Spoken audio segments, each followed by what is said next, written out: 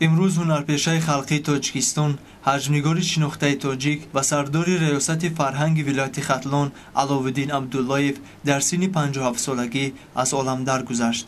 علاءالدین عبداللهیف 15 می سال 1965 در شهر باختر ولایت ختلان تولد شده است. هنرمند سال 1989 دانشکده دولتی صنعت به نام میرزا ترسونزاده را ختم کرده کار را در تئاتر موسیقی مضحکوی شهر قرغانتپه آغاز نمود.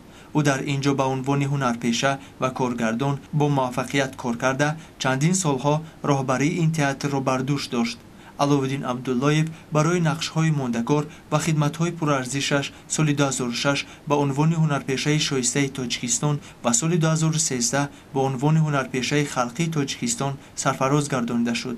علاءالدین عبداللهیف در نمایش‌های تئاتری ماجرای امتحان، انتیگونه، طبیب زورکی، بازی‌های منفعت‌جویانه، حیله‌های عجوز کمپیر، ارشین مال آلان، لک و پک، شب گرفتن ماه، دولت سامانیان، نیرنگ‌های سکاپن، مثل بیگو ایزوب نقش‌های مرکزی را بازیده است. همچنین هنرمند در فیلم‌های پدر مهتابی، تهمت، چاه، قیام روز، شاهد، انتخاب من، فیلم‌های تلویزیونی در آرزوی پدر، بغاج، فرزندان بیگانه، قرض وجدان، سلسله فیلم خرمدیار و غیره نقش‌های خاطرمان آفریده است.